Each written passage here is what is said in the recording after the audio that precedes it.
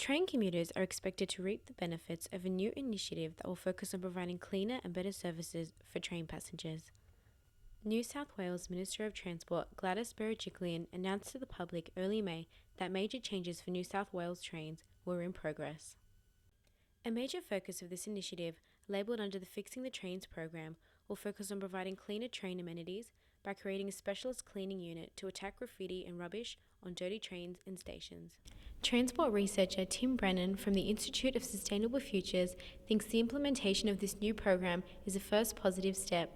I think it's a good start. The City Rail has been traditionally very bureaucratic. It's been quite slow at implementing changes. So I think it's a good thing to try and shake it up a bit and see what comes out. But there's going to need to be a lot more work to be done before we see really big changes to the train system. However, some are not convinced this new initiative will be sufficient enough to drastically improve the comfortability of trains. Secretary-Treasurer for Public Action for Transportation, Alan Miles, sees this initiative as focusing too much on the little things and that the major changes need more planning and consideration. The Minister's list of things that are going to be fixed are really quite minor, such a fresh coat of paint here and there and removing the graffiti. A lot of that's already done at the moment. It could be just a change in priority. The Station A will get done first and not Station B. But the major things that the system does need done cost a lot of money and will take years to sort of plan successfully.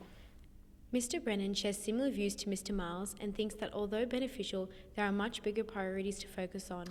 So I think it's good that they are focusing on cleaning up the trains. I think anything that you can do that makes trains more attractive to people is good, but it's probably not the biggest priority. I think they really need to put more trains on, make sure people don't have to wait as long, that they're not so crowded.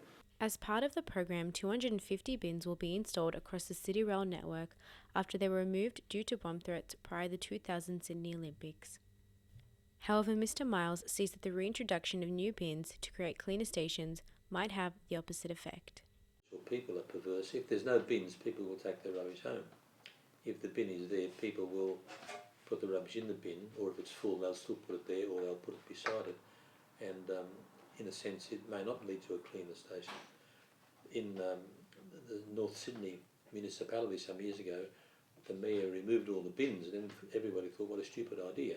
But it turned out to work because people took their rubbish back to their office or they took it home.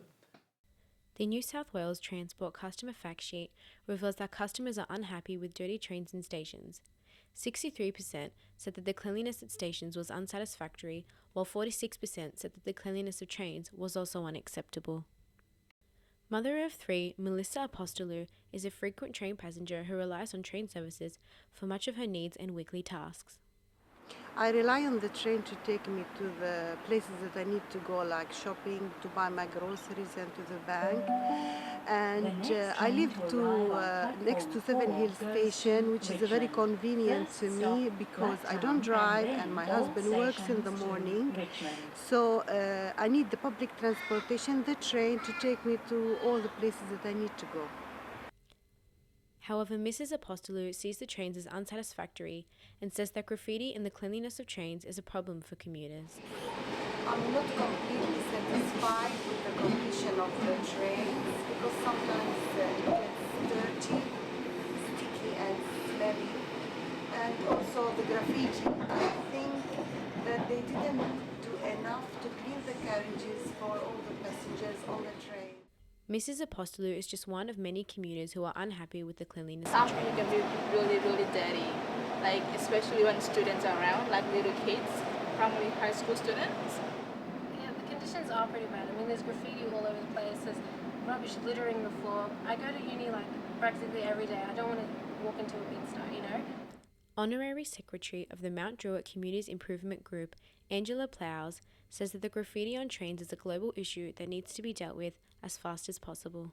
Look, graffiti is a problem everywhere. Graffiti is a problem worldwide. So I think probably the best deterrent is to clean it off as quick as you can because people like to graffiti to get the name up there. Ms. Plowes says that eliminating graffiti and rubbish will improve the comfortability of trains. I think anything that keeps the trains cleaner will be a huge improvement. cutting down on graffiti more or less as soon as it's actually been done, I think will actually help to improve the overall look of the trains. Mr. Miles agrees with this and says that if such a simple task cannot be dealt with accordingly, the implementation of large infrastructure projects may be approached poorly. And one could say if they can't keep the trains clean and paint the stations, which is a fairly simple job, then they haven't got a hope in hell of running an efficient train service and doing all the large infrastructure projects that need to be doing. So let's start with the small things first and get them right.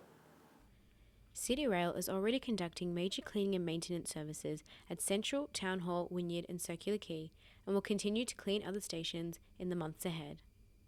Jolene Samawi, UTS News. Doors closing. Please stand clear.